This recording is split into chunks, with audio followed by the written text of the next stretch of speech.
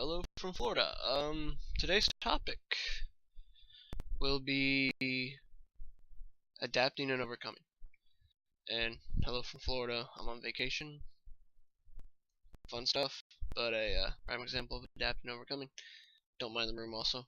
It's my niece's. I swear. Okay, with adapting and overcoming, we use it a lot in life because everybody has, obstacles. Nowadays, it's money, credit cards, me.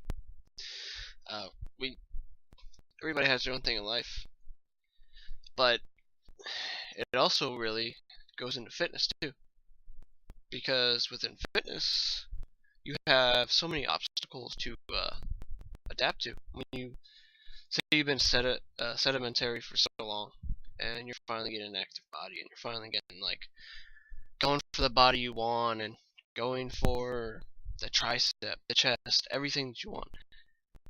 You have to adapt to a certain way. You're gonna start working out and start being sore. I trained somebody and they said for the first week that their chest was sore, and we didn't really do much, but it's an adapting thing.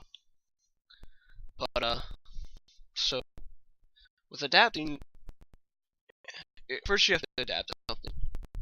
Say an obstacle comes in, and it's like, hey, okay, let's start running. And I have never ran in my entire life. You start off slow. You're really slow. Believe me, I know. And you're really slow, and everybody is like, why can't you run faster, this and that. But it takes time to build up, run here, run there, and you get faster along the way. So you have to adapt to it, and you kind of have to overcome the way of getting used to running. Because if your body's not used to running, say you don't go on a 4-mile run, and your body's not used to it, not only do you have to adapt to it, you have to overcome it, because you're going to be dying the first time, and it can be kind of discouraging. But with that being said, it's a building process, and so is everything in fitness. Working out 5 to 6 days a week when you're not used to it, making time for it is one of the biggest things you have to adapt to too. Because you got that free time to just be lazy and relax, and instead, really, you should be, you have a goal, getting up, get your ass moving, and go after that goal. And especially eating with trying to be fit. Oh god, that's one of the hardest things in the world. I know. And I think a lot of everybody that goes through it knows it. Even skinny people who are trying to put on weight, but they eat the crappiest food in the world. They put on weight, but it's not the good way. So, eating healthy, period. Let's see. It's a challenge because we get so used to, what is it now? Cheaper foods are the most unhealthy things. Correct me if I'm wrong, but everywhere I've been, the most unhealthy thing will be cheaper than something that's healthy, and still that's no excuse. And we get programmed to a certain way, I think, when we switch to saying, hey, I want to be fit, I want to be happy, I want to be healthy. But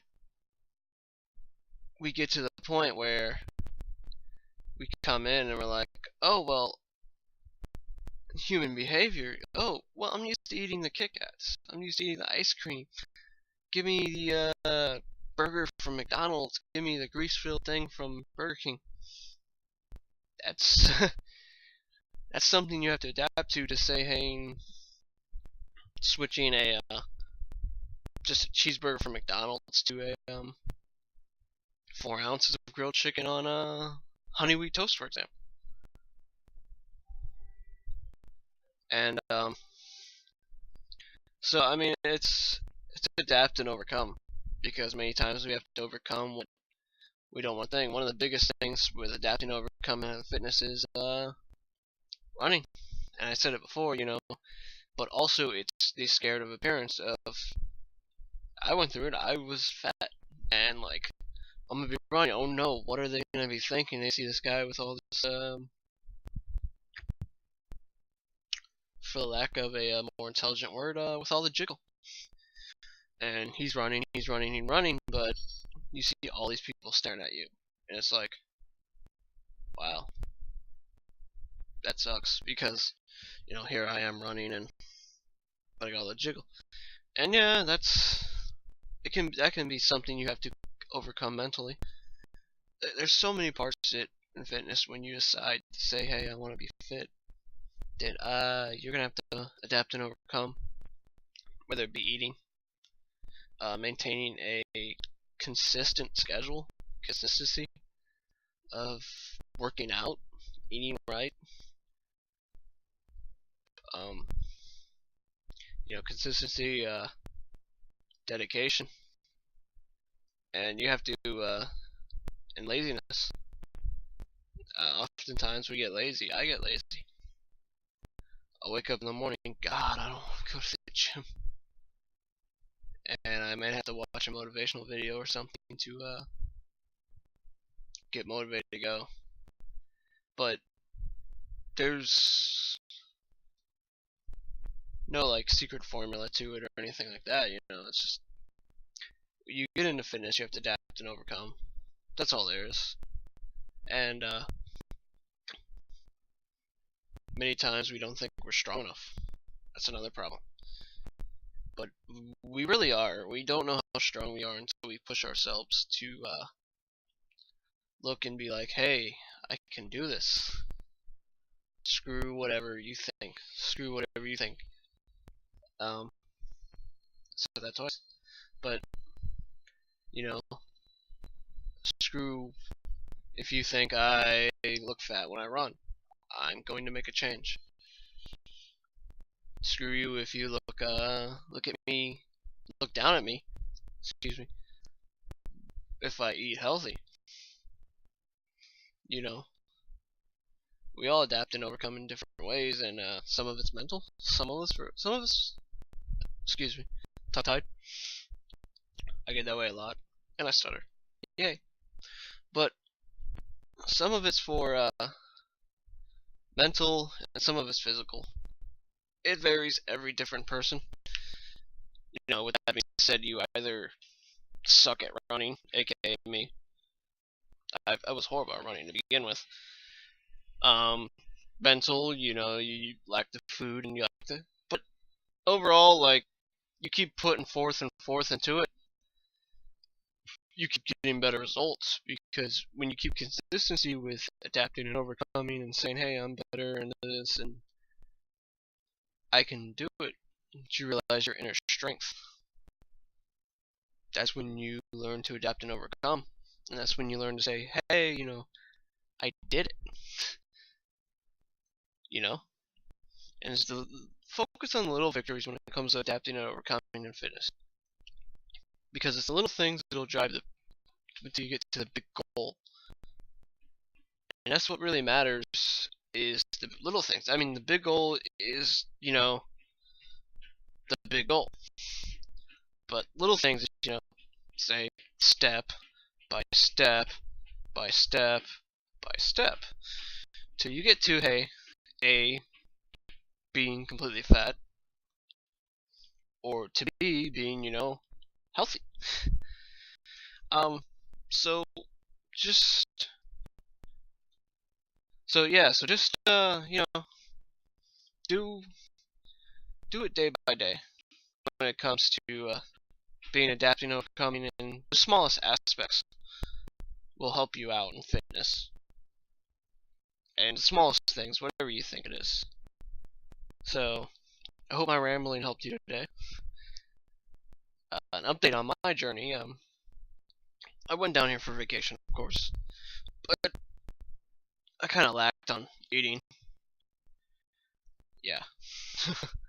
That's my biggest problem. That's, if you could tell. because I mention it every time. So, but I came down and I found this new gadget. And if you're getting into fitness, and if you're getting into getting fitter and better and all that stuff, I'd mention picking it up. It's a Omron, OMRON, fat loss monitor, and all you do is you hold it out like this, and it goes around you in vibrations, and it analyzes your body by how many vibrations it takes to go around you. And it's known, I guess, to be one of the most accurate things, and it's awesome. Good news is, I came in 2% less body fat. Lost 2 inches off my waist, even though I probably gained an inch back. I can lose it once I get back on a strict regimen, which starts today.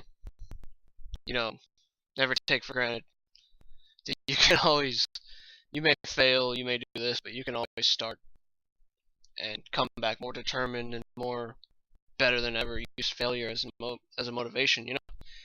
But I suggest getting that tool, and what I'm doing now is I'm taping my stomach, and I'm also using that, and I am between the two. I'm going to get the average, and that way I get the most accurate, you know. So that could be maybe a method to help you to keep control of, you know, your goal of what you want. But my reading came in at 18.5%. That means I am 10.5% body fat, which is a struggle, don't get me wrong, knowing me, but I'm only 10.5% body fat from where I want to be at 8. And I can do it. This is going to take a while, but that's all I wanted to say today. Thank you for listening, and hopefully I helped somebody today. From Florida, goodbye.